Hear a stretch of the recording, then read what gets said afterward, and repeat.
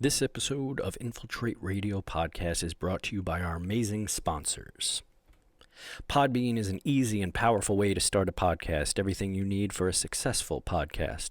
No difficult technology to learn. For our listeners only, go to podbean.com/infiltrate radio and get your first month of podcast hosting absolutely free. Again, that link is podbean.com/infiltrate radio. The show is also brought to you by Akioka Pet Boutique. Use the link posted on our Facebook page with the link to the show and use code InfiltrateRadio25 at checkout, and you save 25% on any purchase from Akioka Pet Boutique. All your pet supplies, toys, etc. So again, go to the link on our Facebook page, click on it, and use code InfiltrateRadio25 at checkout and save 25% on absolutely any purchase. In addition, we'll post the links to any products we talk about during the show, such as the drinks we're enjoying or any other items we mentioned. So if you really want to help us out and support the show and keep us going, click on any of those links we post, and the show gets a portion of the purchases that you make. So you get drinks, you get products, you help to keep the show going, and we get to not be living out on the street. So again, just click on any of the links in on any of our posts that typically go to Amazon or other affiliates. So thank you guys for all your support, and here's another episode. Infiltrate Radio. All right, so you are listening to Infiltrate Radio, and we are on episode number 55, and Biz is lounging in the couch this week. I'm Patrick Joanne. It's a recliner, and I'm Biz LaChance. And on the show today, we've got the lovely Miss Kait Weston, musician, songwriter, right? I'm assuming, singer, and all around talented young lady. So we're celebrating Kait this month. All month is Women's Awareness Month. So every guest this month is a female guest, and it just so happens that today, I didn't even realize that today was National or International Women's Day too. So it's like the perfect thing, because you've got a new song too that we'll get into. That. But thanks for coming on the show. Yeah, thank you guys for having me. Yeah. So as per usual, as customary, we usually start out talking about the drinks that we're drinking. And remember, anyone that's listening to the show, if we post links to the drinks that we have on here, anything else we're talking about, if you click on it and buy it through Amazon, so it's not some weird third-party website, it's right through Amazon, we get a little bit of pocket change, and Biz doesn't have to eat out of the Kentucky Fried Chicken garbage can for dinner every day. So, of all the food to pick out of the garbage, KFC though. I mean, the biscuits are good. I like the biscuits there. So, Kait, what do you got drinking there? I'm drinking some Corbel Extra Dry Champagne to celebrate this release. This is actually my first podcast, so celebrate as well. Yep. Oh wow! Oh, congratulations! Yeah. Salute. Well, thank you for joining us. So what is it? You said Corbel? Corbel Extra Dry. Ah, nice. I like the dry champagnes too. Myself, yeah, me too. If I'm gonna drink it, although I will do I'm kind of like partial to what's the name of that? It's like a bubbly drink, but it's not champagne. Prosecco. I love Prosecco. Yeah, it's weird that I like Prosecco, because I'm a whiskey kind of guy, but Prosecco I'll drink. When I moved to Wisconsin, which I guess we'll get into that later too. Yeah. Wisconsin here is like beer, cheese, and whiskey. Yeah. So I'm living all my whiskey now. The cheese curds, the fried cheese curds. Yeah. Are you into them, Kait? No? The first 6 months I lived here, I was eating them like every week, and I was like, okay, I need to just take a break. Right, you need to take a break from the cheese curds. I gotcha. Although I ate them yesterday. Did you? Well, not too long of a break. You can't take too long of a break. That's like me and pizza. So, Biz, what do you got? What are you drinking? So I decided to. I've had these sort of drinks before, but this one specifically is apple flavored, which I tend to drink a lot of apple flavored drinks on this show for some reason, and I've never seen this in the apple flavor, so I decided to get it. But it's Izzy sparkling flavored juice, I guess is what they're selling it as. It's like 70% juice. It's usually pretty good. I drank like a ton of them a couple years ago, actually, while I was in recovery from the accident on hyperdrive. Mm-hmm. And I kind of like fell in love with the flavors and then completely stopped drinking them once I was done recovering. Was that Was that like available in Starbucks or something? I feel like I've seen it before. I think they sell it at Chipotle, so kind of like in that same hipsterish Totally mindset. But what's that, Kate? They totally sell them at Chipotle. That's where I recognize that name from. Is it? yeah. I've seen them at Chipotle. I don't know about Starbucks because I don't. The rare occasion that I go to Starbucks, I don't go in Starbucks. So and you're a Dunkin'. You're a Dunkin' kind of guy. Oh, you pay attention. That's so sweet. But did you pick that up at the International Food Market?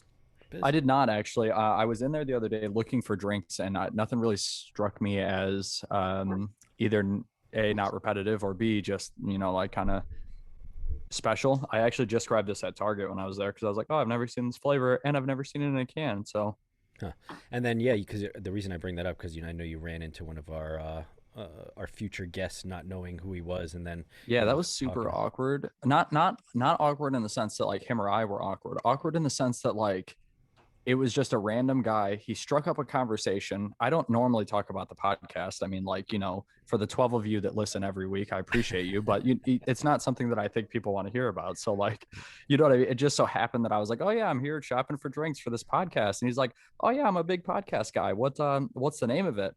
And he's like, I'll give you a follow. He like whips out his phone and I tell him, he's like, oh wait, I'm already following you. Oh, this is Pat's podcast. This is introduce himself and everything. So it was cool. Yeah, he's a good guy. He's got a food blog. Chris Lindstrom is his name. So all right, and what I'm drinking, I'm double fisting it here. So I went to every week, man. Every week you say this. Well, because I need like some sort of caffeinated thing to keep me up. Like Kate, I'm almost 40. See how early I slipped that in, Biz? How old I am? Oh my God. I'm almost 40, and I start to get tired around the 6 o'clock mark. I'm like ready to go to bed, have some mild farina, maybe a cup of jasmine tea, you know what I mean, and fall asleep. So I got She's this. like, no, I don't know what you mean. Right. This is a sencha shot. So it's like a Japanese green tea thing. It's got a ton of caffeine in it. And then I got this weird Tivana stuff. Orange cinnamon white tea with ginger root. I don't know. I haven't tried this yet, but I kind of like ginger in drinks. I didn't mean to, but I somehow do all the time. Let's see if it's good. It almost tastes like it's wine. That's weird. Never a bad thing. Yeah, definitely not a bad thing. So Kate, thanks for coming on the show. And I don't want to talk about drinks the whole time because I want to talk about your. Oh, good. I just shared it on my like personal Facebook page that we're like live right now. So. Oh, you did. Awesome. Hopefully my mom will start tuning in soon. Yeah, and I'm really happy to have you on because we've been kind of crossing paths over I think the last few years. You're a musician, and so I know you've played at Loving Cup, and I've heard your name around, and you were at an open mic at some point that I was like, oh, that's Kate. I've never met you before, and so for those listening on the live Facebook, I don't know who's tuning in right now. We're going to stop the live feed and we're going to continue on the recording. So if you want to hear the rest of the episode, go ahead and tune in or subscribe on our YouTube channel, Infiltrate Radio Podcast, or on Apple Podcasts, all the usual suspects. So I'm going to stop the live feed here real quick, and we'll continue. All right, so you've got a new project, Kate, out. Yes. Right, a new song. Is this part of an album or is this a single? What is the? Why don't you no, so this is. Do you want me just to like fully dive in? Yeah. To like yeah, the story absolutely. and everything? So I moved to LA 2011. So I just turned 21 years old, and I was living out there for 4 years. Then I moved to Brooklyn, lived there for 6 months, and then I moved to Nashville. When I moved to Nashville, I met my co-writer, Liz Longley, who's an incredible songwriter and artist and friend. She's just amazing. And when I lived in LA, LA was like a different kind of world and bubble out there. And some of the stuff that happened to me, like moving out there as this like young, naive woman, I was like just so excited to be out there and go after my dreams. Yeah. And then I got there and it's like I had some really great and incredible moments, but then like there were some other moments that I was like, this is not okay. Like this scene out here is toxic at times. So when I moved to Nashville, I started writing music with a bunch of other artists and songwriters that I met, and I met Liz Longley. So fast forward to 2018, her and I we went on our retreat together in Alabama, and we wrote To Be a Woman. And I wasn't gonna release the song because I was hoping that I would just like pitch it to a bigger artist and they would take it and cut it. But then I posted a video on TikTok and I kind of saw the reaction from other people. And I was like, okay, maybe this song actually has substance. Like writing it was incredibly healing for myself. So maybe it will also be healing for others. And so I decided to release it, and not knowing, it didn't even cross my mind that International Women's Day was going to be like a week or two after I released it. So it's kind of crazy how things work out. Yeah, it's good timing in terms of like when you released it. But Yeah. when you wrote it, how long ago? Almost 2 years ago, you said? 2018. So that's like it will be 3 years in July. Wow. So let me ask you this. So what made you? Because did you grow up in Rochester? Is that where you're from originally, or? No, so I grew up right outside New York City in Westchester, New York. All right. And then I was going to MCC and RIT up in Rochester. All right. Wow, what a coincidence. One of Huh. our previous guests actually is in Westchester as well. Really? Yeah, and he also went to RIT, so that's pretty funny. What's the name? His name is James Abrams. I think Maybe. he's substantially younger than you. I think he's only Okay, about yeah, I mean, I probably. yeah, but that's funny that you full circle. Well, yeah. Yeah. Also, just the fact that a lot of people like I grew up in Jackson Heights in Queens, and I moved up here, and I freaking love it in Rochester. I don't know. There's like something about it that's got enough of like a bigger city's things to it. Like there's enough nightlife and food places and that sort of thing where I don't feel like I'm in a small town in upstate New York, if that makes sense. So I moved from Queens to here too. And did you feel like it was a big change from where you were? Like what made you stay in Rochester, or did you? Was it just for college that you were here? So yeah, I loved Rochester so much. I loved going to school up there, and it was my mom that actually found Loving Cup. My freshman year, I was like so nervous to like live away from home and be that far away from my family. And she found Loving Cup for me, and I stumbled in like with a piano book that I handed to Willie, like 18 years old, just like I had never got up on stage and did an open mic. And I was like, do you know how to play this song? And he was like, I don't need that book. We got this. Because Willie is incredible. Like he is such an incredible talent. And that night I met Leslie too. I walked up to her in the bathroom. I was like, are people nice here? Like, is it gonna be okay? And then I got up and performed. And I can honestly say that Loving Cup was my first like bit of, I don't know, Loving Cup is such a family. Yeah. And it was the first place that I grew confident in myself and kind of grew as an artist and a person, because I didn't know what I was doing when I first got there. I was just like, I'm gonna sing. Right. Were you writing music at that point, or was it something that you were just kind of, you got up, you wanted to sing and? Yeah, I wasn't writing. Years prior, I was like in my basement singing karaoke by myself. And then all of a sudden, my senior year of high school, or junior year, I joined chorus, and I just was like, oh, I like music. Do you remember what the first song you sung on stage there was? What was the first song you did at Loving Cup? At Loving Cup, You Were Meant for Me, Jewel. Right. Or I was meant for you. I was meant for you. Is that it? Right? Yeah, something like that. Yeah. I was like, we definitely all know the song, but we're not sure exactly what the title is. I gotta do that. I gotta do that sometimes too. I gotta sing through it to make sure I know what the title is. So you spent a bunch of years here, and I know you did kind of their what is it called? Their idol. Yeah, their idol thing where there's like a singing competition. Did you end up winning that? No, I came in second. It was like competitions like that just, I grew so much, and like I was a nervous wreck. You could ask anyone. I shook. I still shake sometimes when I perform. I think every musician can understand that feeling. But yeah, I just grew so much through doing that, and just everything that they had there for artists. Yeah, and their stage is really cool because and I talk about them a lot because I've had Matt on the show too, who does the open mic now and the sound there, and it's a cool open mic because they have a full-on stage. They've got full-on lighting system. They've got a good PA system, so it's not like I'm sure you've done some open mics around LA and other places too, where it's like they have maybe an amplifier, maybe a microphone. I think I told the story on one of the prior podcasts. I once did a show where the microphone was being held up by a coat rack, like it was like duct tape to the coat rack. So I like that place a lot. One, because of the people and the talent that goes there, because that exists and continues to come back, is always great. Like people like you that are amazing musicians, and I like going to the open mics because I tend to see also young, because it's kind of in a college area, so you see younger artists come in like they're first starting out, getting on stage. There's something that I really like about seeing that happen and see them kind of mature, even if it's over the course of a year, just the difference in their performance level and what have you. So what made you then move out to LA? Like, was there something specific that brought you out there?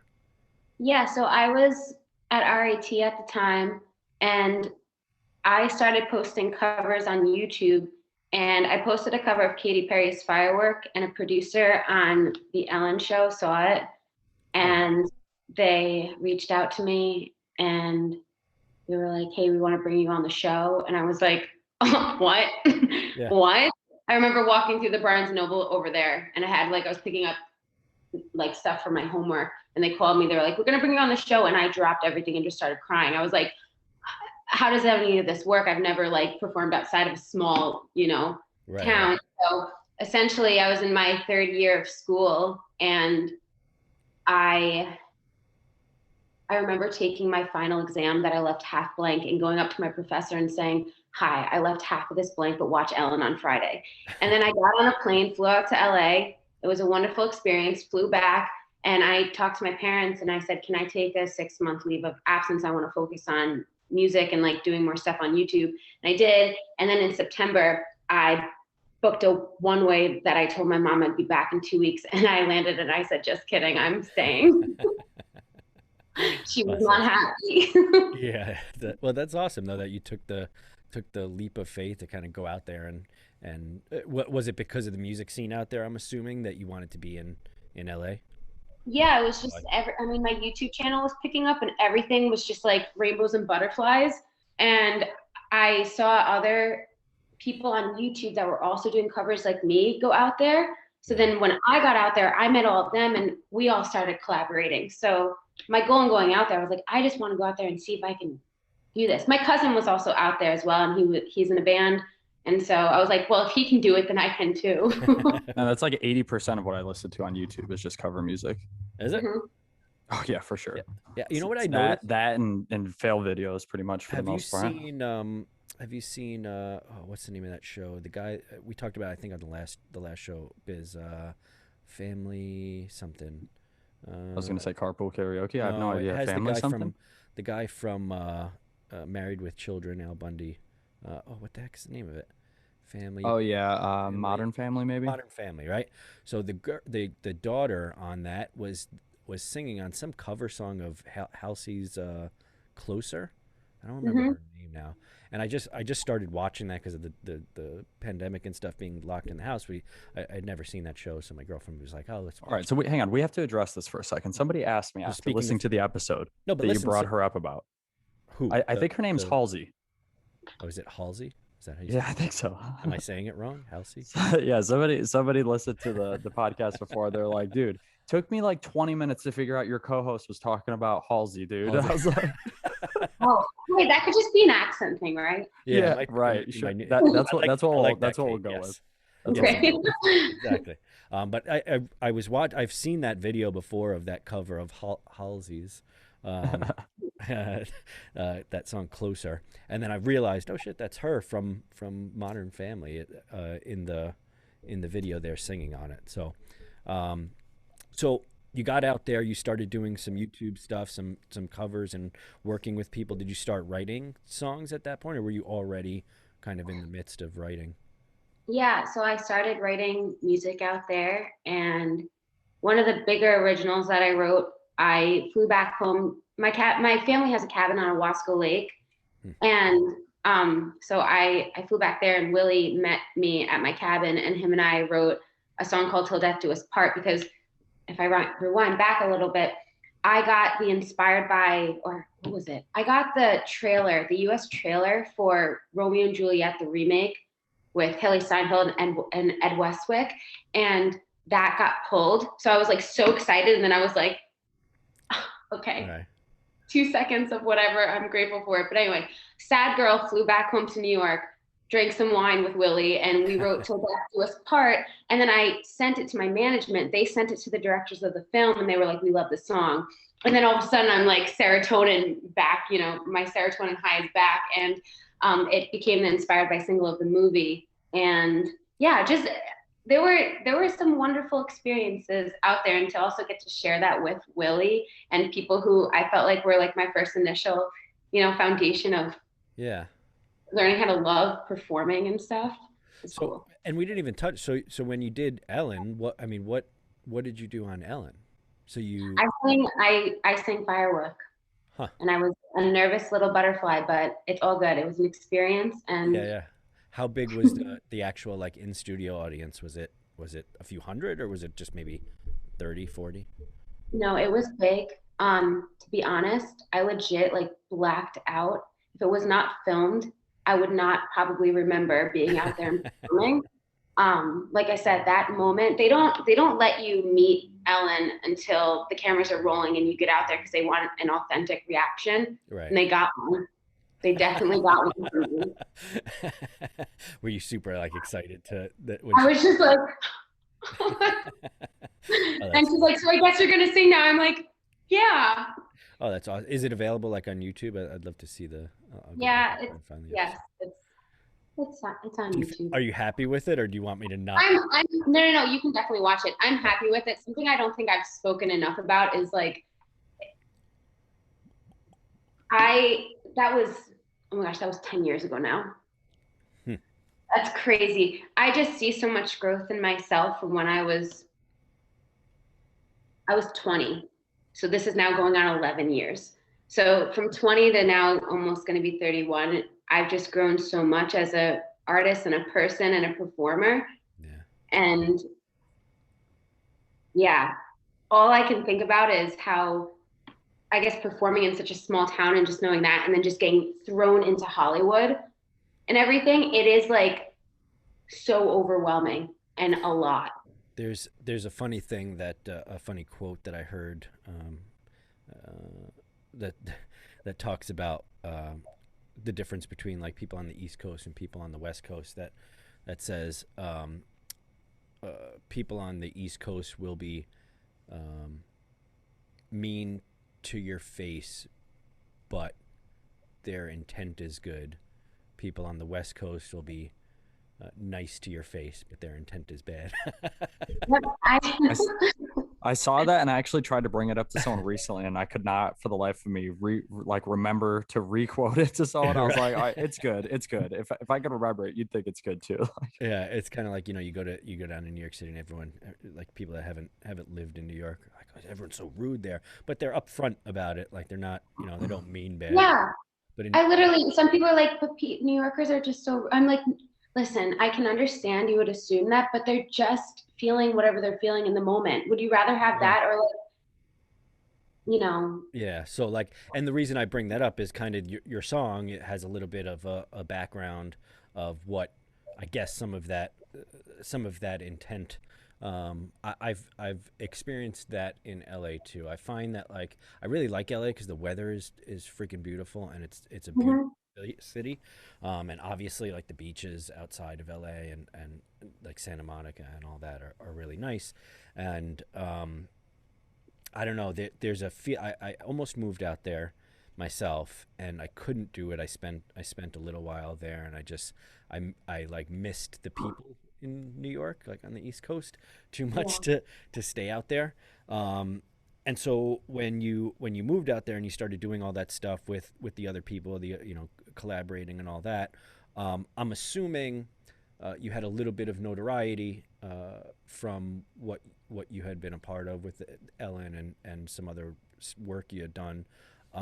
Did you start did you feel like there was a snowball of like success kind of that was happening, and was it difficult to like discern between what the like what was, I guess, real opportunities and what was not real opportunities? So as far as when I moved out there, I met so many incredible people. Like all of my YouTube friends, my friends that I met through YouTube, they were such an incredible, and I'm still really good friends with all of them. They were such an incredible community to have out there because, you know, regardless of being on Ellen and having a single that's a part of a movie, you're still a very small fish in a way huge pond. So it's like, I always just have this mindset of just being grateful for whatever opportunities come. Like, I don't ever want to have a big head for anything. Like, I am incredibly grateful for every opportunity that has come my way. I never expected Ellen, and I never expected like that Romeo and Juliet movie to happen, but I'm incredibly grateful for those moments. Regardless of having good friends and incredible management that I still have, there are people out there. I remember I was on like Hollywood Boulevard and I was meeting with this producer, and he looked at me and he was like, I think I was there for like trying to get an assistant job to work with him. And he said, while the producers are in there, like you'll have their waters ready. And also if you look fuckable, then the producers will want to work with you. And I just remember sitting in that chair, like frozen, like, what did he just say to me? And like other stuff that I didn't talk about on the internet. And like I said, this has taken me so many years to like talk about, because I didn't think anybody would want to hear my story, nor was it like, I don't know. It was so, now after the Me Too movement, so many people have like come out with their own stories. But like for me, I was like, well, he only said mean things. It's not like he like physically abused me. But then I had to realize that like verbal abuse in a sexual manner is also not okay. Can I? So And this was a producer. Was this like a film thing, or this was a, or you're he talking was a about like he music? was a producer in the industry. Okay. And I just remember him telling me that, you know, also if you gain weight, I'm gonna let you know that. And while you're at home doing my chores, I'll be walking around like not clothed. Like stuff like that he would say to me. And I was 21 years old, just like frozen. Like I did not, and he was like, so I'll see you tomorrow. And I'm like, I didn't know what to say. I was like, yeah. And I remember getting into my car crying and having a panic attack. I called my friend Brandon, who like he's another friend of mine that I met through YouTube, and I'm forever grateful for him, because he was like, come to my house right now. You are not working for that man. You need to text him and tell him you're not going to work for him. And I'm just like, if it wasn't for him, I don't know if I would have had the courage in that moment to like, you would think it's easier said than done. Like, hell no, I'm not going to work with somebody like that. But in the moment, you freeze. You literally don't know what to do.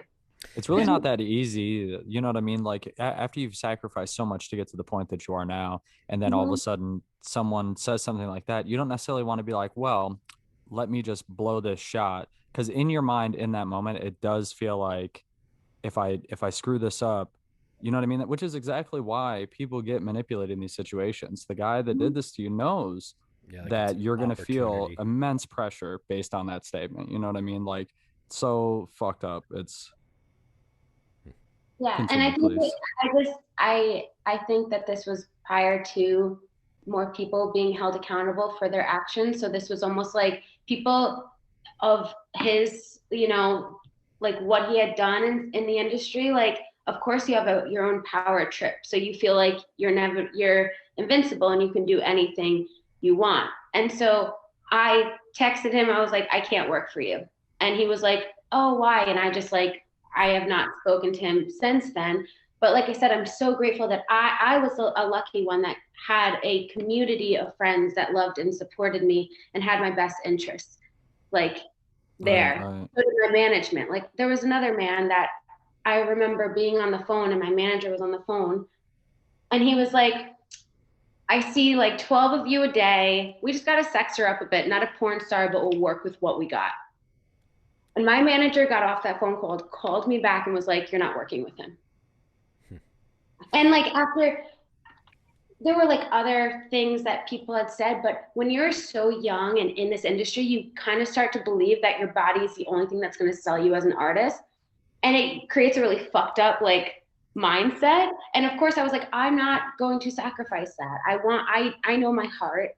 So in 2015 I left because I felt so empty and I was like, I gotta go. Bye. Yeah. And when I moved to Nashville, my first session, the songwriter I wrote with, Kait Weston, he literally looked at me and said, "Can you tell me what's on your heart?" And I like cried. I was like, "You want to know my heart?" And Nashville is such an incredible, loving community. They are storytellers. They like everyone cares about each other and supports one another. And I wrote some of the best music of my life in Nashville. Yeah, I was actually going to take a trip down there just before COVID. I actually had the flight booked. It actually ended up being, actually, I ended up in LA instead, 'cause the week of the Grammys. But like, I was going to make my first trip down there just because I've heard about the music scene. I've got some people I know that are down there. And I wanted to just do some shows there myself and play down there. So what made you then leave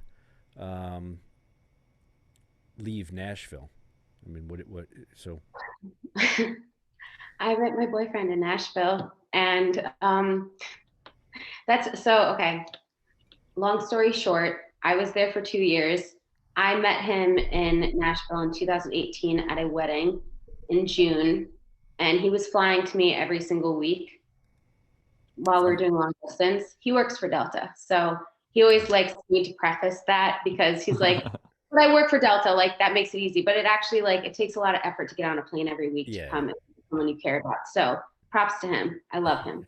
And after a year of that, he asked if I wanted to move up to the Midwest. And I was like, if I can live in the middle of nowhere, and also he made me his travel companion. So now I have the ability to fly wherever I want to.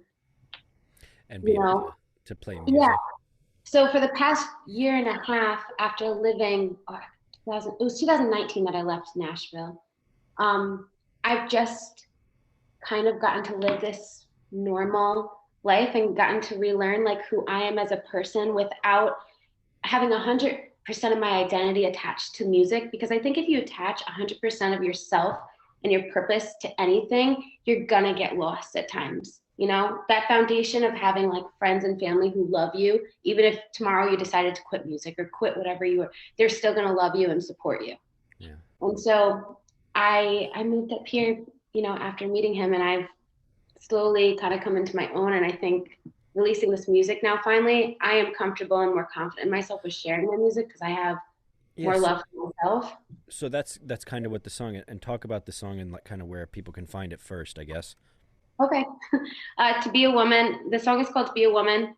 It's basically, if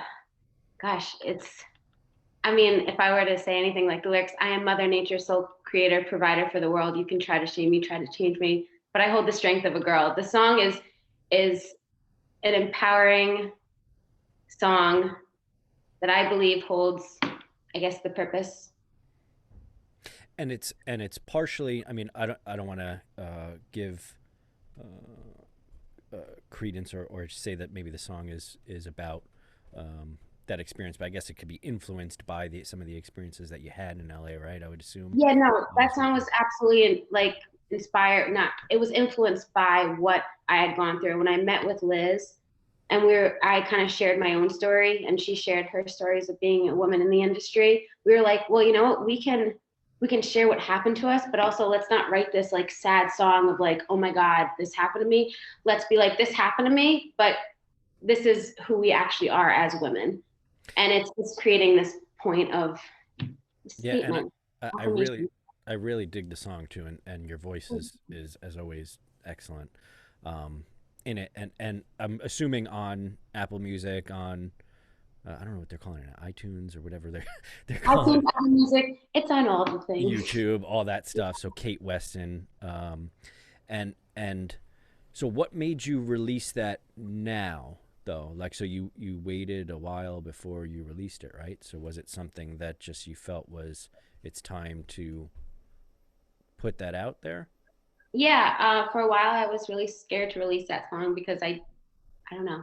I hadn't really talked about it. And then I posted a video on TikTok, and the reaction from it was really beautiful and validating. And everybody, like, I got a lot of really beautiful comments from people saying, you need to release this now, and how it made them feel. For me, I kind of view the song as when I sing it, it's like my moment to share my story and feel my strength. And when another woman gets to sing it, it's their moment to share their story and feel their strength. Yeah, and what's interesting too, like as a musician myself, um, it's definitely a different. What kind of you were saying was that you, as a young female artist, you have kind of this. There's this almost pressure to be a like a um, want to say like a sexualized uh, like visual thing as well as your music, right?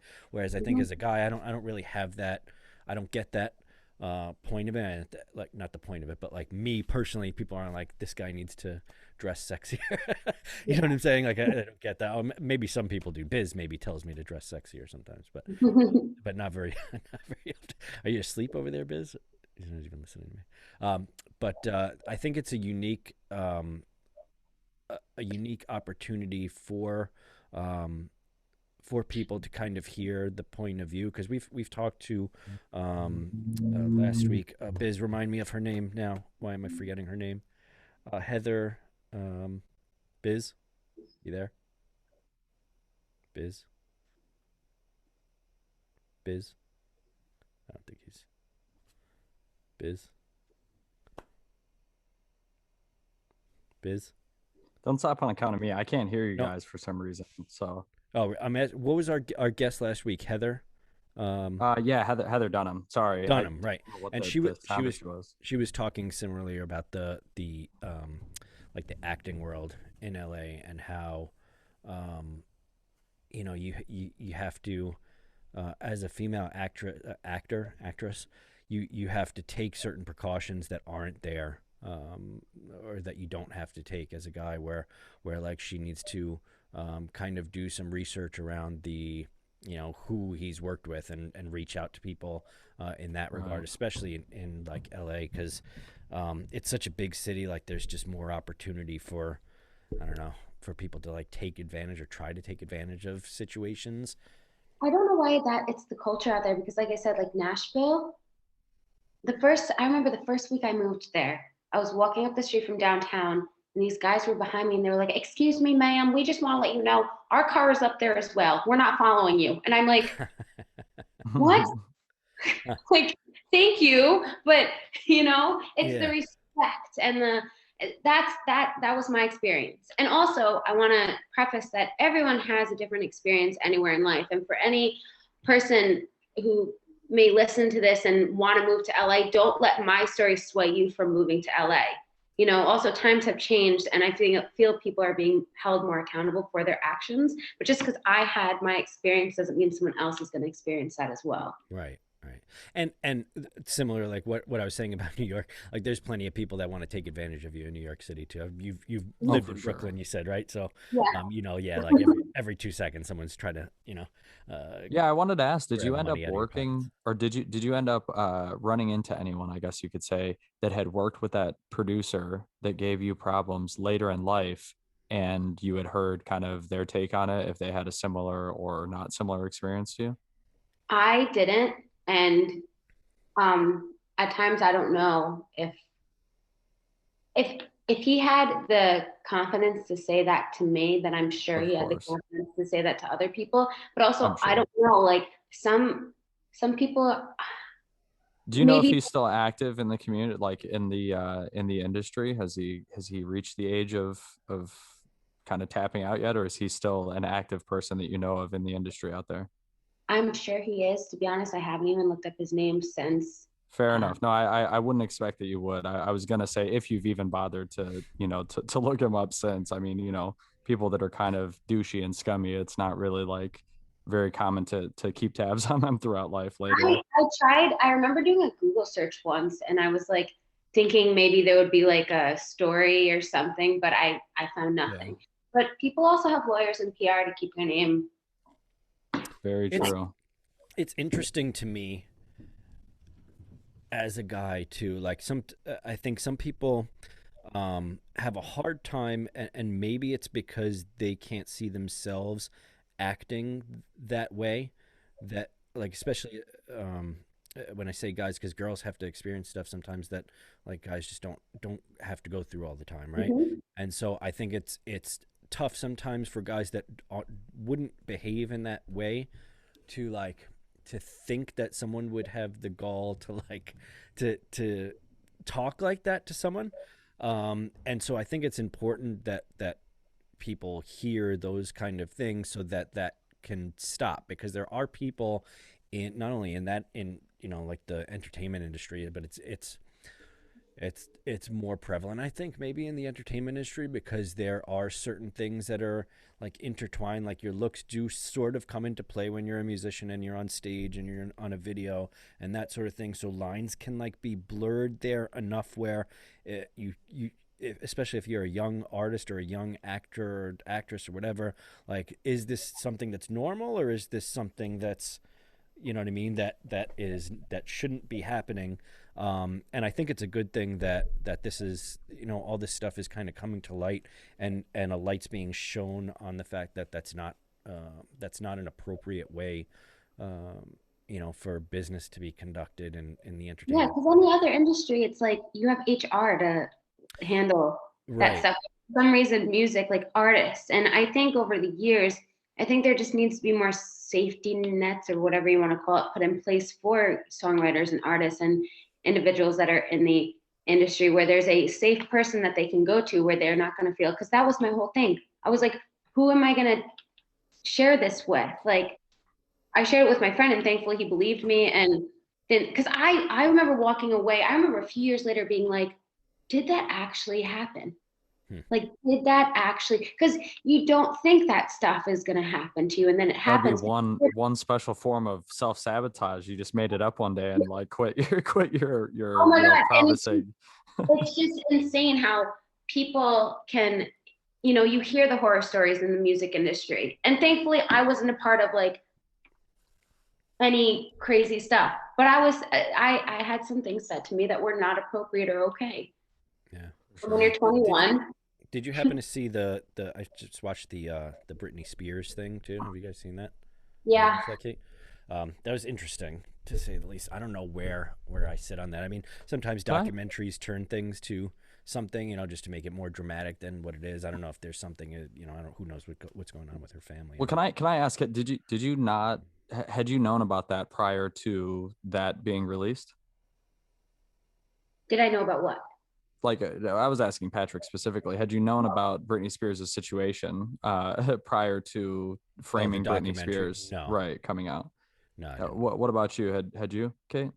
I knew about all that stuff, but it's kind of crazy to think that back in 2009 or whatever year she shaved her head, that Right. everyone in the tabloids were just painting it as like, oh, she's crazy or insane, when it's actually like the documentary said she did it because she didn't want anyone Right. touching her anymore. Like, Right. It was it I thought back then that I'm sure that there's a logical explanation. I think it was back in 2007 because it was around the time that I graduated high school. And it was like, oh my God, Britney Spears, the person of our childhood, she's going crazy. Like, but pretty much every celebrity, once they break away from what the mainstream has wanted them to do for a while and they start kind of being themselves again with the fame and notoriety that they have, the label or the media is quick to label them crazy in almost every scenario of the situation. But um yeah, I was just wondering. But Kate's on the move to find light, I believe. I'm going to find like yeah, I had positive. known about the free Britney movement for a while, but I have a couple people that I was friends with that I had like cross path with in like high school and at Verizon specifically. And I was like friends with them, and they kind of actually have been shining light on that situation since like back when Verizon was still open. So like what, 2015 or 2016, it was something that they used to post about and talk about back then, about how, more or less like Britney Spears' father like came into her life like out of the blue, and within a couple of years he literally manages every aspect of her life when he Well, literally wasn't there for most of it. here's the Yeah. thing I think about the music business, Kate, too, is that like It's you're kind of expected to be a standalone business, especially as like if you're a solo artist. Like if you're in a band, you have some bandmates to kind of like bounce stuff off of. Hey, should we do this? You kind of talk. If you're a solo artist and you don't have some sort of support system around you and people around you, it's very easy for individuals to be able to take advantage of the fact that you don't have like a business sense yet, especially if you're like young, For you know, in your sure. 20s. You generally, if you're into music, you didn't like go to business school and study contracts and do all that sort of thing. So you hear, hey, I'm going to make this amount of money or whatever, and you jump into it, or this is an opportunity, so I'm going to go ahead and jump into it. And I think that's where kind of the you know, a lot of that predation comes from, is the fact that um, most artists that are starting to come into the business are younger, and so it's like easy for people that are on the back end, on the business side of it, to take advantage of those opportunities. You know what I mean? Or those people that are kind of new to business and new to, you know, being their own kind of advocate and that sort of thing. But and Kate, go ahead. I'm sorry, you were about to say something. No, I was just gonna say, I just also think that like I said, there's more accountability being like stuff is being mental health is being talked about more now. And I feel you think about all the celebrities that like died too young and stuff from like and they fell into drugs and alcohol, and I'm like living out there. Like thankfully I had, like I said, had an amazing group of friends. But I saw people go down a bad path, and like it's it's it's almost too easy out there. But that was also years ago, and I just feel like now, with mental health being more, you know, more awareness around that and just what happens, like I don't know, I think any It's tabloid, like people are just more aware now. Yeah. it's funny that you bring that up. I was going to bring that up before when you had mentioned about like how your the pressure to have a certain appearance depends on your success when you work in like film and when you work as a musician. And I was going to say the same tragedy kind of happens when it comes to like drugs and the fine arts, because a lot of people that abuse drugs to the degree that when they're making art they excessively abuse them. They feel like they can't be funny or creative or musically inclined if they're not on drugs. And then they release an album where they're not heavily using, and they get backlash from their fans that, oh, you know, that they're you know, they're making better content when they're high. They're making better content when they're, you know, suffering through this addiction. When in all actuality, you know what I mean? Like that's people want a lot from entertainers. They want them to entertain and they want them to do it until they die, even if that means an early grave. You know, Mm-hmm. it's one of those things that it's kind of like I said, it's a tragedy really for most of the people in the fine arts, because like we mentioned on last week's podcast, is that a lot of these people unfortunately don't get major fame or clout, whatever you want to call it, until after they're dead, because of the fact that it's, you know what I mean? It's kind of one of those things that people just kind of pass judgment on. You know, a lot of people aren't willing to share or like or really back people that they know locally that are trying to make moves and trying to get famous and trying to get big, but they will gladly drop hundreds and thousands of dollars a year on, you know, apparel that isn't really helping anyone, or isn't, you know, going to a local um you know, source.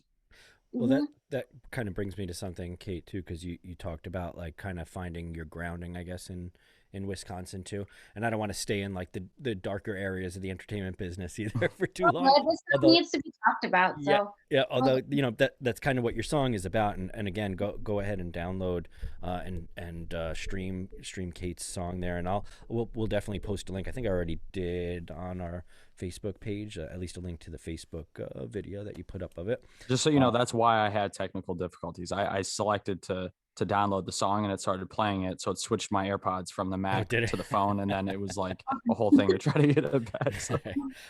Yeah, I spent about 15 minutes trying to get your attention, Biz, until I started yeah, waving. I saw you were waving. I was like, he better keep talking. I hope to God Um, he's not stopping the but podcast to try to talk. so, but you when you hit or when you went back to, or not went back to, when you moved to Wisconsin, you kind of found some grounding there, and I think you know, a lot of people would go, let's say they start their music career and they're in their head, in some way, they're like, I want to make it, right? And I want to, um, I don't know. I don't know what making it is in everyone's That's head, like, that is a wonderful topic too. right?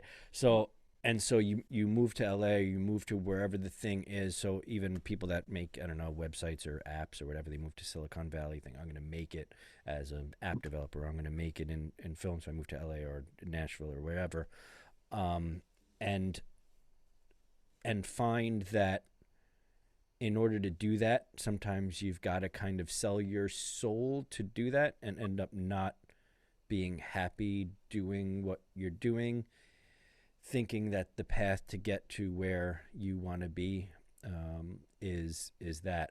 Do you find that now, living in Wisconsin and having moved from, like, let's say LA to Nashville, and seeing the difference in the type of songwriter and type of kind of performer, and the, I guess, just the environment, has like changed your view on what it means to be like a successful musician, or a,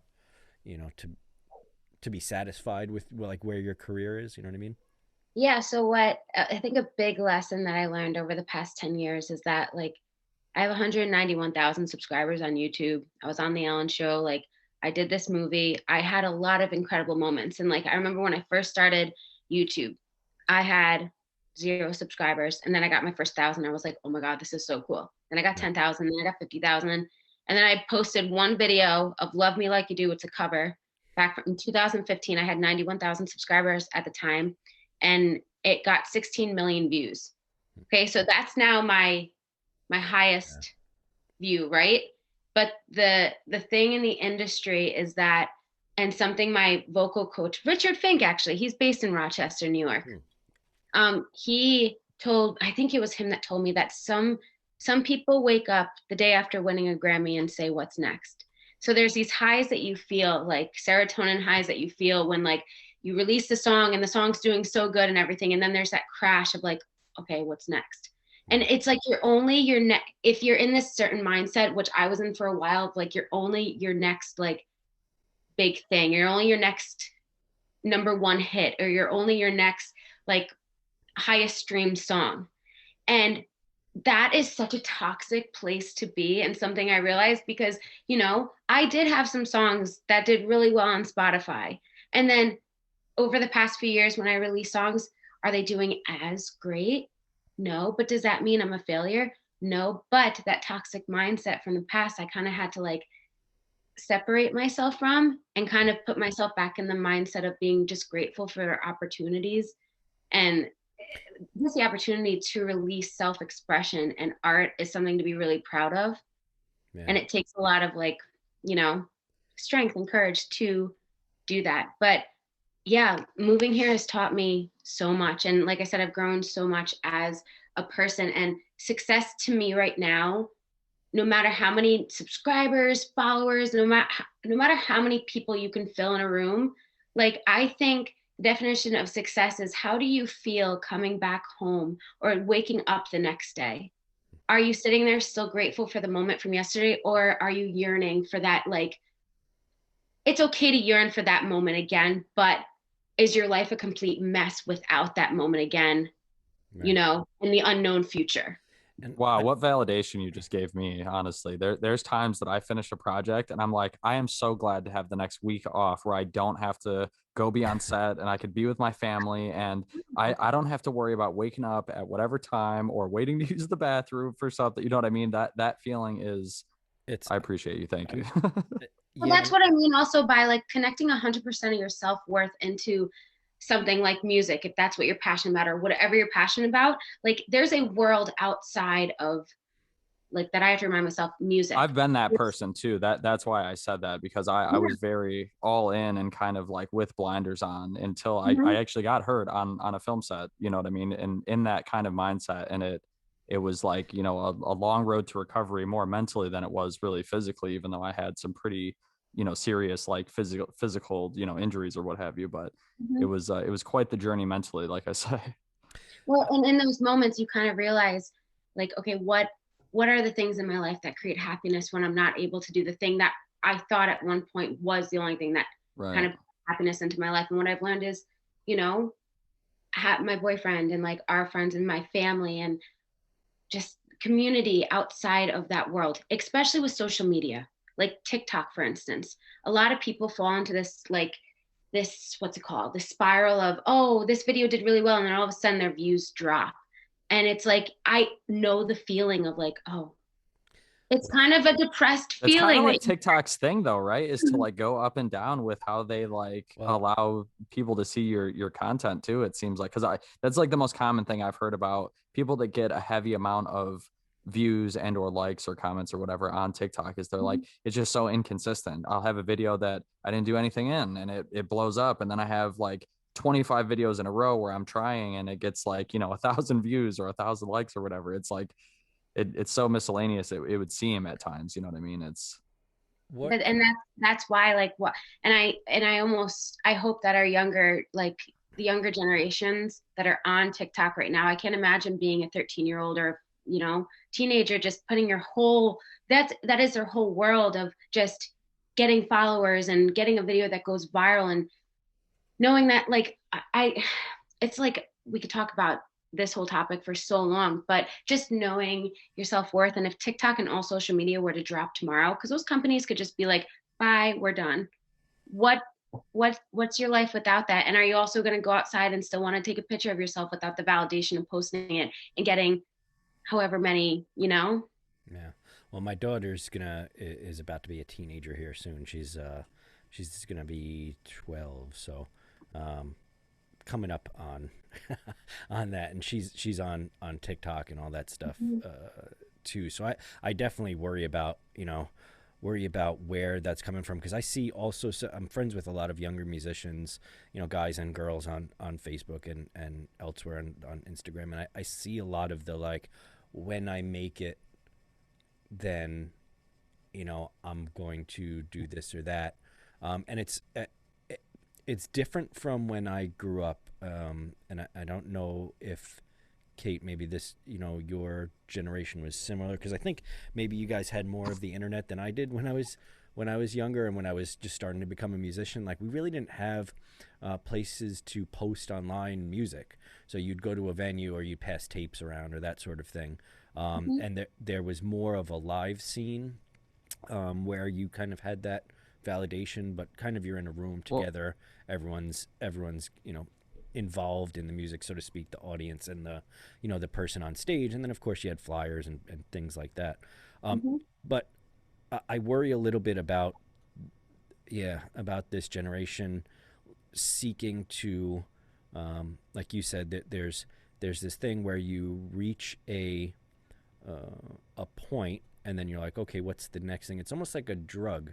It's like, well, I mean, social media took off based Yeah. on the music scene. MySpace was originally a music, well, but I think it's social media. beyond. I think it's beyond social media. I think it's actually, at this point, something that is like a drug, where it's you're hitting some sort of a high that is almost impossible to keep up that attainment on a constant basis. And if you're searching for that constantly, like, you're never going to be happy. And that's why I think, like, I'm glad that you found kind of some grounding, and that you're continuing to make music even though it's outside of, let's say, like an LA scene and that sort of thing, because I think that probably your best music is yet to come out. I'm sure, like, as you continue to grow as as an artist, and you find that too, because it's something where I grew up, where music, I felt, was a form of communication. And it was like, when me and my family gets together, my brother plays music, my dad plays music, so when we get together, it's kind of like we all just play guitar to each other and don't really talk all that much. But music has always been, to me, something that wasn't like ooh, in order to be a musician, I don't have to have let's say, like a single out there on the radio. It's just, I'm a musician because that's just, I just play music. Because you make music, yeah. That's your why. And I think connecting to your why, and the second, because I think all of us start music, like, I had my why was, it made me feel good to communicate. Like, that's how I communicate my feelings and emotions. Sometimes I'm like a spaz and I can't formulate a sentence like right now, when I'm talking, but I was able to put my experience into a song. But also, like, don't get me wrong, I don't have all my shit together. I spend a lot of days, like, not a lot of days, but like we've been in a pandemic. I have my days where where I'm sad, or I'm like, why do I feel depressed right now? Why do I feel like, and what I realized, and I've had so many talks with my boyfriend too, because he told me once, he's like, I'm here for the long haul. I'm not here because you're this thing in music. And I was like, and I had that moment of like, oh, that's you connecting your whole identity to music. And the only reason why people may like you is because, people, I don't know if you've ever experienced this, but like when you're up on stage and then you sing and then all of a sudden somebody wants to like join in on a conversation, where me, I'm like an awkward turtle. I'll be friends with anybody and I'll be like my awkward self and stuff. But I don't know. I think it's just knowing your why and knowing that life is still okay outside of it. All of Did you grow up with a lot of music around you? Like, was it in your family at all? Yeah, my grandma went to Juilliard. She's an Oh, really? incredible pianist. She's 91 now. And my cousin Sean, I don't know if you know the band Small Pools, but No. he's in a band called Small Pools, and he's incredible. And I kind of followed his lead when he was doing music. I looked up to him. So I know you said you kind of like express, or you felt joy, right, being on stage and singing. Like, do you feel, because you kind of said you're a little awkward maybe off stage too? Do you I'm feel not like awkward. I would say I'm just my completely myself. right? And I my true I I have a lot of joy and happiness, and I know who like my true self is. But when I fall into what we've been talking about, that like when I what did you say? You're like, Like when when I you reach make it? this point, when I make it, that is such a like a fall. When I make it, like when I have $1 million, the money is not going to create the happiness. The like without the mindset and the foundation, it's just this thing. And I don't know how to like. What can this is going to be You a do have to live what you're talking about to experience it. I'm gonna be honest with you. I'm about the same age as you, and like people told me all the time getting into the entertainment industry to be careful, like not to lose yourself, and careful about all these things that you and I have kind of talked back and forth about throughout the episode. And like it's really one of those things that like it is kind of hard to explain, like putting into words or putting your emotions into display for explanation, I guess you could say, for what you're talking about. It is really hard to try to explain, like not to give yourself all to it, and then even when you do, it's not the only thing that makes you. You know what I mean? Yeah, It's a lot more. exactly. That was I've perfectly said. I've tried to like explain what the feeling of being on stage and connecting with an audience is to other people that like aren't musicians, and I've had people say to me like I could go up on stage and do, and especially when you write your own songs, it's a different thing than when you're singing maybe someone else's songs or doing covers.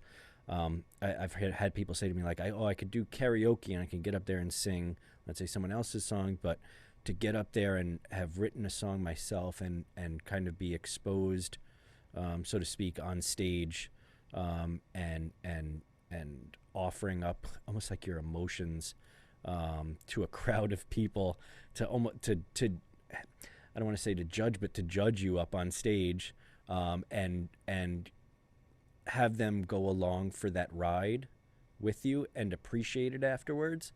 Well, Um, at some point it becomes they're receiving the message and emotion. And I think that's why so many people who love music and come to see like people like yourself perform, they leave with something. And that's why I think a lot of us miss going to concerts. We miss that connection and that emotional like feeling yeah. things. I think music is a universal language where like I think a lot of us suppress our emotions. And for me, I don't suppress anything. If I'm too happy, I'm crying. If I'm too sad, I'm crying.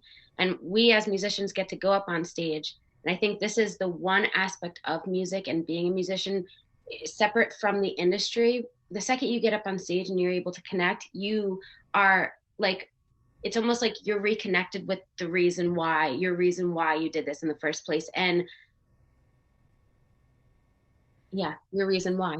Well, the impossible question I was going to ask you is like, what is that yeah, what is that feeling of wanting to do that? Because you keep going back to it, and you're a performer. Because there are people that are musicians that, you know, they'll record or they'll do that sort of thing, but they don't really want to get on stage or do the stage thing. But And audiences tend to be like extra critical about singers. They're like, oh well, their pitch was off or they were off key. You know what I mean? There's so many aspects to the singing part of it. I think that's partly why, like what you said, like if you write your own song and it's not good because it's too pitchy or you sing it in the wrong tone, you know what I mean? Like a song that's already been released by an artist, that's the way that it goes. Even if they released it pitchy or what have you, well, that's how it's meant to be. It's meant to be sung pitchy. Like, you know what I mean? I think it's fear of, well, I just put this out there and everyone hates it versus, oh well, people must just not like my version of that song. You know what I mean? I think it's a safe way to kind of put yourself out there as far as covering other music rather than putting out your own.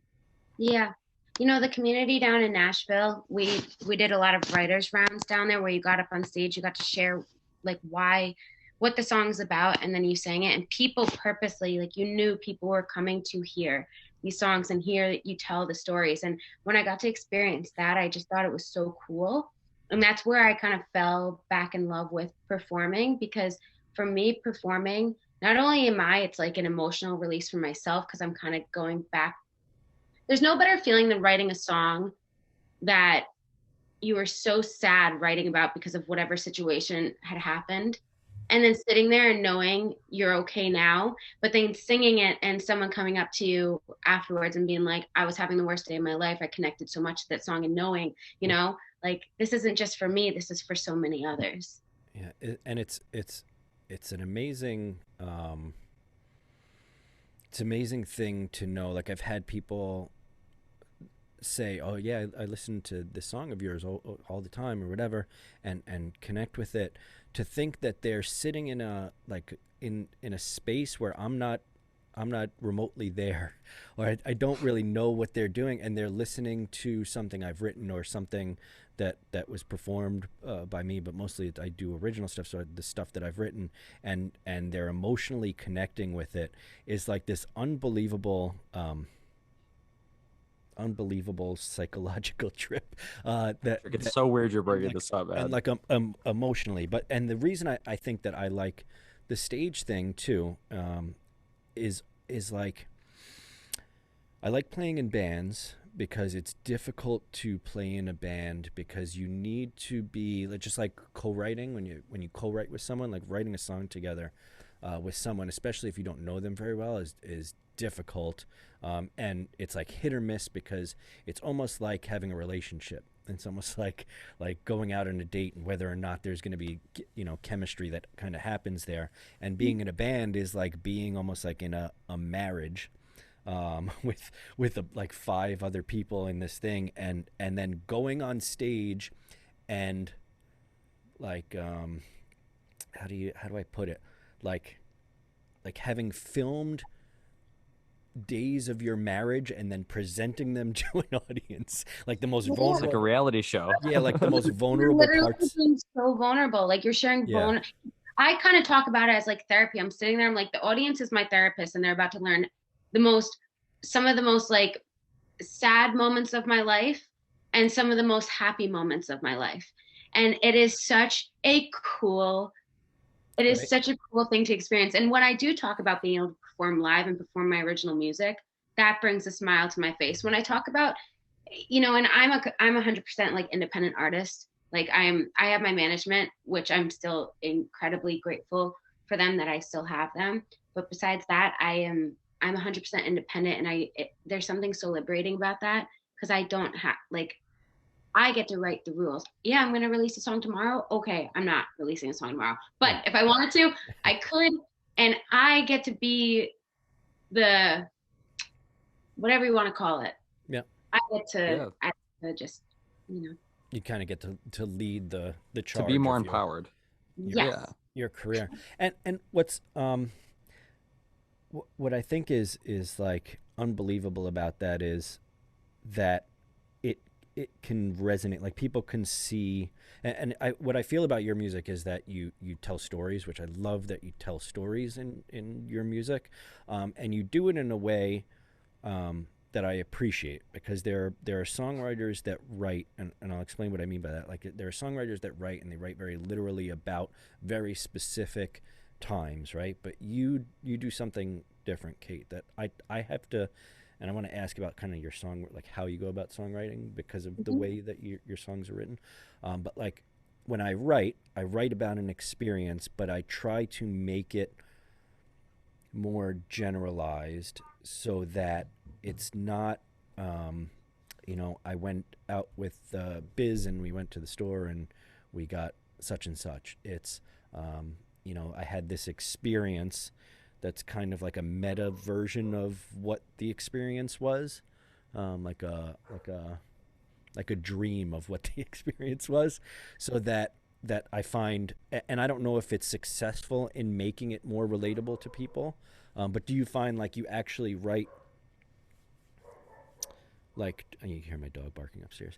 Do you find like you write specifically about the situation and it just happens to be um, I totally get what generally you're relatable, or is it, is it You're something? writing it for yourself and for others all at the same time.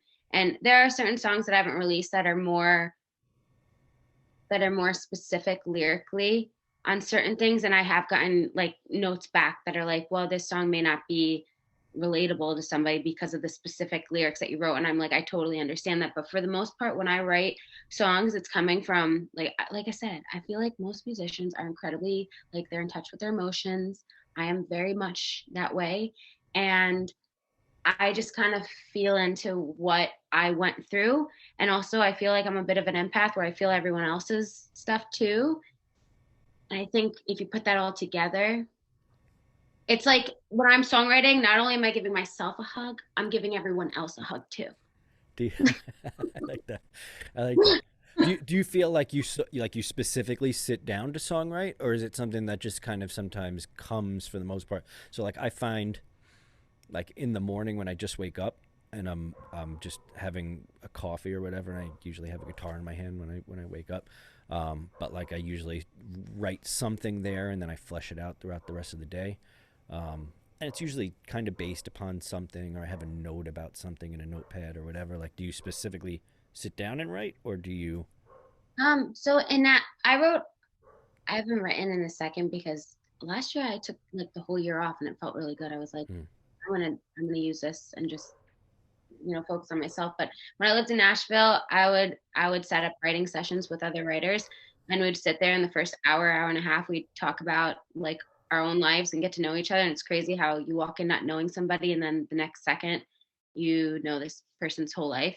And yeah, we just start writing. A lot of my songs that I've written, I wrote with my friend Liz Longley, and her and I met her and we kind of just connected, and we write really great songs together. So there's that as well. But the community of Nashville, like I said, I can't say enough about it. You walk in and everyone, they are storytellers. They want to connect with the audience. They want others to feel things.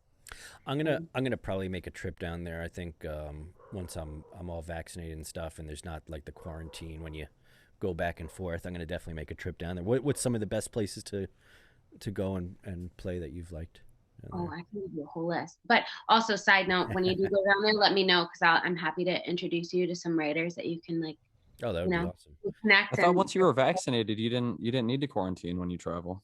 I don't know about that yet because I Once haven't. once you've got both shots, you don't have to quarantine, even if you're going to a state that is like a hotspot or what have you. From my understanding. I have a feeling Nashville does not Doesn't care. care. Because Yeah, I I've don't think so. I seen mean, videos from Broadway, Texas and repealed their mask thing. I'm Well, pretty sure Tennessee's not going to care. I think I'm more I concerned don't. about. I wouldn't say Tennessee doesn't care, but I think that as far as quarantining, I don't know the rules there. I just see, Yeah. Broadway still, you're still allowed to go into bars and stuff like that. My favorite places to, oh man, I've done writers rounds at so many different places. Some places I would dream to do writers rounds at would be the listening room, I've heard of the Blueberry listening room. Cafe, Hmm. and it will be 3 years ago now. I got invited by BMI, holds this like songwriting festival that they do in Key West, and I got to perform down there, and that was really awesome. This April, actually down in Florida. I'm going to be a part of a songwriting festival that I feel very grateful to be part of, because I'm a very small songwriter compared to all these other humans that have written songs for like Celine Dion, Kelly Clarkson, every big country artist. So I just feel very grateful that I get to be part of that That's awesome. lineup. Is it like you're gonna perform the songs afterwards, or is it something that it's like a co-write sessions, or what are you doing exactly? No, so it's a songwriting festival, another songwriting festival, where they just bring a bunch of songwriters down from Nashville and LA, and we get up on stage, and it's kind of a writers round situation. So there'll probably be 3 or 4 writers on a stage, all spread apart from each other, and we share our stories and we sing them. And I'm Oh, just that's really awesome. excited to get to meet all these other songwriters that have had such successful careers in songwriting. Yeah, yeah. Where in Florida are you going? Where is it? My parents live in a community called Nocatee. It's in Ponte Vedra, Florida, right outside of Jacksonville. Oh, okay. I know And it's Jacksonville. going to be right there. And my mom's been going to this festival for the past 5 or 6 years now, Huh. however long we've been running it. And this will be the first year that I get to perform. So Oh, she's that's like, awesome. proud mama, and Very I'm cool. proud Kate. I'm out. What's the date on it? So if anyone's down in that area, April 24th. April 24th. All right, so Yeah, go check out. there'll be COVID 2 precautions. days before my birthday. Oh, Oh, happy early birthday. yeah. Thanks. So yeah, well, I'll let you know if I'm going down to when I end up going down there, because Yeah, I've been please. meaning to go down, and like I said, I was going to make a trip, and very similarly to you, kind of I took a year. I mean, I played a show, I played some live stream stuff. I was going to do the Fringe Festival here this year in 2020, and that ended up being like a stream thing that I ended up doing. But I finished an album finally that I was working on for a while. So yeah, So 2020 was exciting. yeah 2020 was strange. It was a strange animal. 2020. That I think that everyone experienced a lot of emotions last year. And I kind of just was patient with myself. I was like, it's okay if you're feeling this way. No one's experienced this ever in life. So Do you feel like that? Did you write it all last year, or it was kind of like you I, just let yourself? right. I don't think I did. You know what I did? I went and I got a few, because I had just moved here like 3 months prior. And I got myself a job, and I nanny right now for an incredible family. I feel very grateful. I watch twin girls that are 1 and a 2-year-old.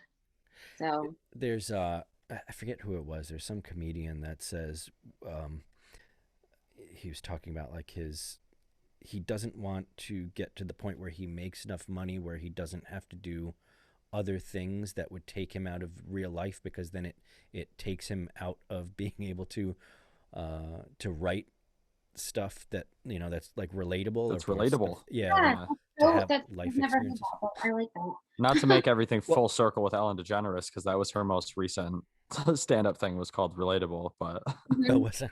Um, but like yeah, I feel like there's joy to be found in all that sort of thing too. Like I think as an artist to be able um, to be able to find the beautiful things in um, I don't want to say the mundane, but but the day to day, yeah, no, yeah, I know like what you mean. I to be able agree. to find I joy just there, I think is my it's goal now. really awesome finding, so beyond doing music, I'm really great with babies, kids. I've been a nanny for 15 years. I was a nanny out in LA. Like, and to find purpose in something other than music, and also a purpose in like babies give you so much unconditional love. Like Yeah, they're just so, yes, they have their moments where they cry and stuff like that, but like it's just so blissful and innocent. And I have just found so much purpose here with this job and getting to go there. I work 3 days a week, which gives me so much time and for the rest of the week to do what I want to do if I want to do music and stuff like that. But yeah, it's just finding light. I feel like I have overcomplicated so much in life when it comes to happiness. yeah. And it's really, like, I'm saying this for myself too. It's really not that hard. Hard. Yeah, I agree. When I think that when you people get do. past the mental aspect of it, because the mental aspect's a bitch. Like it is Right. hard. It is hard. Well, it's simple it's not easy, right? Hmm. Is that Yeah, that's better. is that the phrase? See this, I got to figure that out, Well, Biz. I Why that think that keeps that's part of it too, is that, you know what I mean? Like nobody that's an entertainer or a musician or whatever is really all that happy when they're all in. And I think that the average person that's just starting out, or that thinks they're going to be YouTube famous, or they think that they're going to be the next A-list actor, they think that they're going to go all into it, that life is just going to be hunky dory, and that they just have never tapped into their true happiness potential, and they're going to find it on that road to being alone and everything. And we've touched on this on the show. Most people, there's a pivotal moment when it comes to becoming famous, where you literally trade in the people that care about you for the people that don't care about you. You know what I mean? And there's a Well, Biz, I mean, even not only in like in the entertainment industry, but I think people do that all over. I mean, people trade in days of their lives for retirement, right? listen, Thinking I at can some only speak point, to the entertainment industry, Patrick. right? I'm only one man, okay? But like people trade in years and years and years of their life, hoping that when they finally retire, then they can finally be happy and sit on a beach I, I, and drink a I daiquiri and relax. And it's like that you've got to find joy like in the days that that lead so up to I, that. Because I agree with you, because I decided to have kids young, and I wanted to make sure that they have their roots and everything stable and everything. And as the years pass, I kind of start to think like some of the like traveling, I guess you could say, that I wanted to do when I was younger, there's not going to be much of a point to travel to certain parts of the world. Like if I wait much longer, I mean, is California even going to be above water if I make it out there? You know what I mean? Like just like little things like Other that. You know what I parts mean? of the Like world. there is, I guess you can say, a slight fear of missing out that's understandable for Mhm. people's long for happiness. But when it actually comes down to it, and I mean, I'm super guilty of this, like happiness is literally a matter of you waking up and telling yourself be happy. Like, you know what I mean? It really can be that simplistic. Is, you know what I mean? Like how people, I think a lot of the things that people say just kind of, we hear them so much that it's like, yeah, of course, count your blessings. Oh, I woke up to two presents this morning. They're my eyes. Like we hear these things, and they're I've like, never heard you that one know, before. you have it. That's a good Two one. But presents, my I, eyes. yeah, I opened two presents this morning. They were called my eyes. Like, I'm an but you know idiot. what I mean? Like, there That's is a dad joke, I think. happiness.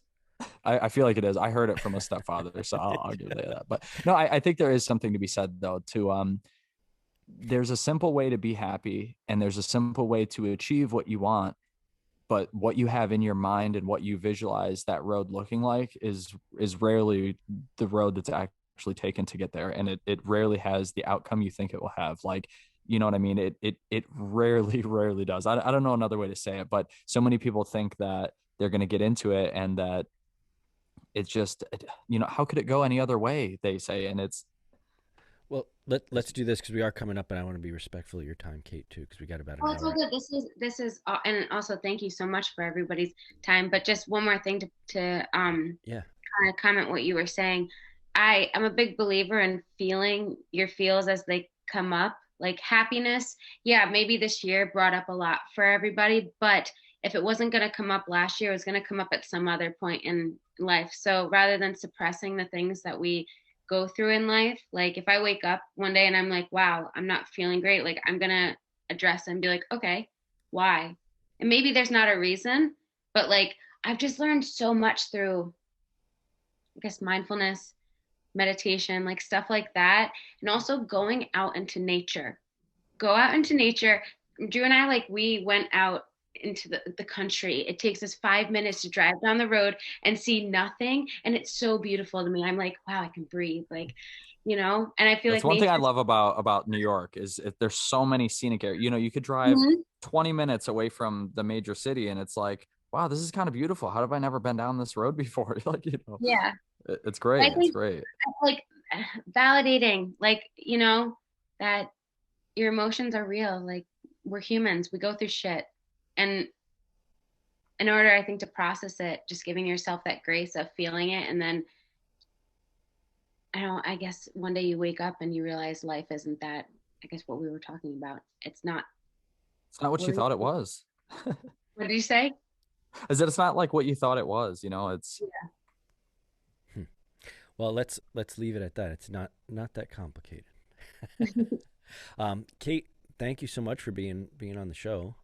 I Of course. appreciate it. Thank you guys for having me. And also, when I hope to get up to New York this summer and come up to Rochester, and maybe we can all meet at Love and Cup and do like an open mic. Yeah, so I did. Yeah, we've talked about doing an episode at Love and Cup, so it looks like we just found our guest for when that happens. I got the request from Matt Biz to have you come down one day because he wanted to meet you too.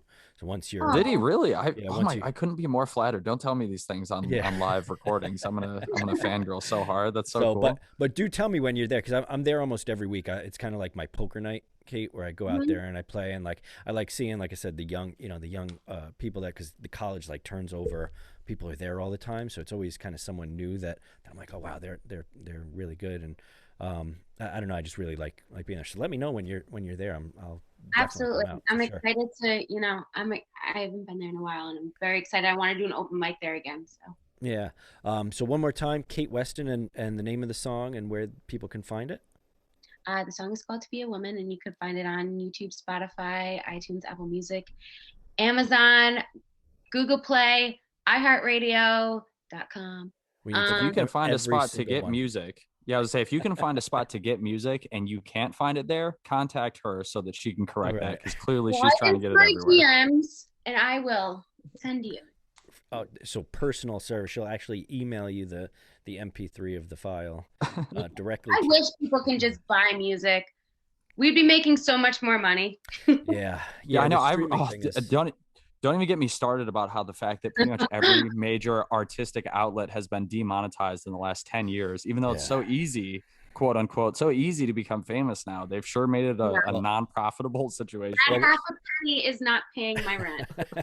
Yeah, we'll save that rent or that rant, Kate, for the next time you come on the show. How about that? We'll all complain about the streaming service. Hopefully by that point they'll have figured that out, and we're beginning, at least 50% of the stream. We'll be coming to you at hologram by then. 3D holograms of Patrick and Biz in your living room, entertaining you. Kate, thank you so much for being on the show. I really appreciate it. Kait Weston, everyone go download and stream her stuff. And keep an eye out for the link in the Facebook post when we post it. And you can watch the video, which is super cool too. It's like a black and white kind of film noir type of setup. So you guys, thank you again for listening. If you have any questions, email us, infiltrateradiopodcast@gmail.com. Subscribe to our YouTube channel, subscribe to our podcast on Apple Podcasts and Google, all those wherever you listen to podcasts. Give us a follow, and subscribe, tell your friends. Episode 55. I'm Patrick Joanne, and I'm Biz LaChance, and thank you guys for listening. Infiltrate Radio.